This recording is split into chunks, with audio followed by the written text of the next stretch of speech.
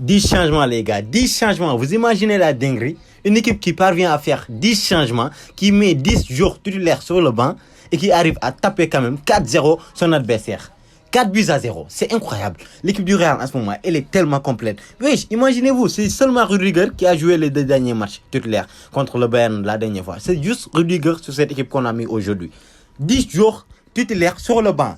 Il y avait Lunin, il y avait Carvajal, il y avait Nacho, il y avait Mendy, il y avait Bellingham, il y avait Tchouaméni n'est pas là, il est blessé. Mais il y avait aussi Kroos sur le banc. Il y avait Vinicius, Rodrigo. Mais wesh, mais imaginez tous ces joueurs sur le banc, les gars. Oui, c'est une équipe qui peut remporter la Ligue des Champions 3 fois d'affilée. Oui, c'est incroyable, cette équipe qui tabasse tout le monde. C'est l'équipe qui tabasse tous les grands d'Europe qui est sur le banc aujourd'hui.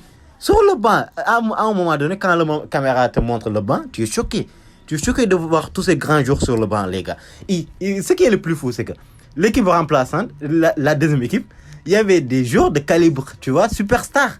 Il y avait des Courtois, il y avait des... qui encore? Il y avait Luka Modric, ouais, il y avait des Brahim Diaz. Mais les gars, vous imaginez, c'est une dinguerie. Il y avait Lucas Vazquez, tu vois.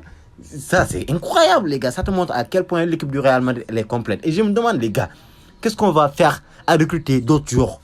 Qu'est-ce qu'on va foutre avec ça? Bordel de merde, Mbappé, je sais pas qui d'autre, mais qu'est-ce qu'on va faire? Ils vont jouer où, les gars? Ils vont jouer où? Cette équipe, elle est très complète. Elle est très complète, les gars. Regardez cette équipe, ils vont jouer où s'ils viennent? Ils vont jouer où? On a des joueurs qui n'arrivent même pas à jouer. Des Arda Güler, ils vont gratter du temps comme ça. C'est bon, je sais pas, on va le sacrifier ou quoi? Joselu, il est là, moi j'ai envie qu'il reste parce que Joselu, il est très important. Il nous a montré ça la dernière fois. J'ai toujours dit ça, Joselu, il est très important. Lui et Brahim Diaz, tu vois. Et aussi, je l'ai toujours dit ici, les gars. Allez regarder mes vidéos de début d'année. Depuis le début de l'année, je le dis ici. Là où Ancelotti ne faisait pas confiance à Brahim Diaz et tout, il le mettait sur le banc. Chaque jour, j'étais là à chialer, à râler dessus pour dire que Ancelotti doit faire jouer Brahim Diaz. Les gars, il est incroyable ce petit. Il est incroyable ce petit Messi, les gars. C'est un Messi, je vous l'ai dit la dernière fois. Il a l'âme de Messi. L'âme de Messi, normalement, devait nous terroriser, devait nous faire peur, devait nous terroriser. Mais là, il nous fait plaisir. Il nous fait plaisir. Lionel Messi, je vous ai expliqué le cas. Comment ça s'est passé en fait. La vérité est que Lionel Messi, il a laissé son âme en Espagne. Quand il a quitté le Barça, quand il a quitté la Liga, l'Espagne, il a perdu son âme. Il a laissé là-bas son âme. Quand il est allé, la preuve, quand il est allé au PSG, il est devenu nul, les gars. Nul à chier. Il est devenu nul. Quand il est allé, en ce moment, il est en Inter Miami, il est aussi nul, caché, nul. Voilà. Il a laissé son âme là-bas. Et son âme s'est récupérée par un homme de même gabarit que lui, par un joueur comme lui. Et c'est Brahim Diaz, les gars. Regardez-moi ça, mais Brahim Diaz, c'est contrôle de balle, c'est accélération, c'est prise de balle. Quand tu montrais ça à un vieux de 90 ans qui ne voit plus bien du tout, tu vois, qui voit un peu flou, il te dira que c'est Messi. Quand ce vieux-là avait regardé le foot il y a 15 ans en arrière, quand il regardait Messi en 2006, 2008 et tout, il te dira que c'est Messi, les gars. Logique. Parce que le Brahim Diaz, il est un copier-coller de Messi. Copier-coller. Comme ça. Il est incroyable. Il doit jouer. Ce gars-là, moi, à la limite, c'est un titulaire indiscutable.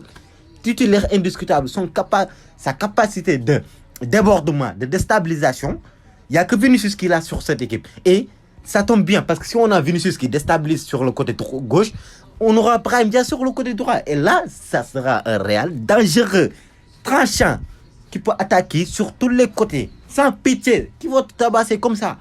Du côté gauche, du côté droit, ils viennent, ils te tabassent.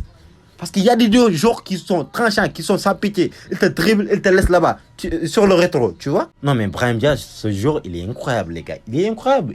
Il a un talent. Ce match, en tout cas, ça a été un délice. Tu vois, ce match, on peut dire que voilà, Grenade est relégué et tout. C'est une petite équipe et tout. Mais c'est pas une raison de dire que. Parce que Grenade, il est venu, il a joué. Ils sont venus, ils ont joué. Ils n'ont pas eu de complexe. Ils n'ont pas eu de. Tu vois, ils ne sont pas dit d'aller, qu'ils vont défendre et tout. Non, ils ont joué. Ils ont essayé de créer des occasions et tout. Mais tu vois, le Real Madrid était à l'aise. Kamavinga qui était chill. Toujours comme. Kamavinga, moi, je dis qu'il doit être un gentleman avec avec sa copine. Parce que lui, il est très douce. Il est très doux, le gars. Doux même, on dit. Il est très doux. Parce que lui, même la balle, il caresse la balle. Il caresse la balle, Kamavinga. Et Modric, oh là là, le vieux, entre les deux petits Arda Güler et Brahim Diaz, comme un professeur, tu vois, avec ses élèves. Comme un professeur avec ses élèves, il le tient par le bras et il leur enseigne ce qu'il sait faire. Il leur enseigne ce qu'il faut faire, tu vois. Il est là à organiser du jeu, il est là à tout faire. Modric, s'il te plaît, prolonge, ne quitte pas. Ne quitte pas le vieux. Nous, on a toujours besoin de toi et de Toni Kroos. Vous avez toujours le jus dans vos pieds, vous avez toujours la sauce. Donc, pitié, restez là pour nous cuisiner des matchs incroyables. Toi et Toni Kroos, vous devez rester, vous avez toujours la sauce dans vos jambes, les gars. Et aussi, les gars, Arda Güler qui marque et qui montre que c'est un joueur qui mérite de jouer au Real. C'est un joueur qui doit jouer, je le dis toujours. Arda, il doit jouer, c'est notre chouchou, c'est notre petit, il doit jouer. Il est talentueux, les gars. Mais sans parler aussi de Vinicius. Il n'a pas joué aujourd'hui, les gars. Mais la dernière fois, j'avais trop l'euphorie, j'avais trop l'excitation pour parler de lui, les gars. Vinicius, il est incroyable.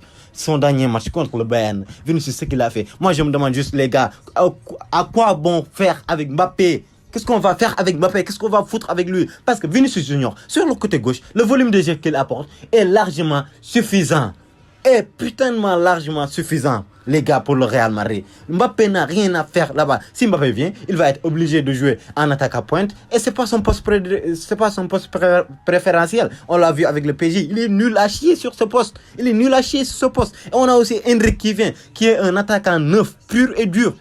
On va faire quoi avec ça? Moi, j'ai peur. Les gars, je préfère même ne pas recruter Mbappé, les gars. J'en ai pas besoin. On n'en a rien à foutre avec cette noisette, les gars. Vinicius, il est incroyable. C'est le top player. Et il va aller remporter son putain de ballon d'or, les gars. Il va la gagner, les gars. C'est sûr. Qui d'autre? Qui sur cette planète a fourni plus de performances cette année que Vinicius? Il n'y en a pas. Il est trop fort, les gars. Bref, abonnez-vous, les gars. Vous êtes presque 90% des gens qui regardent la vidéo sans s'abonner. C'est pas logique. C'est quoi ces trucs de Barcelonais, wesh? Abonnez-vous et à la prochaine. Ciao, les gars.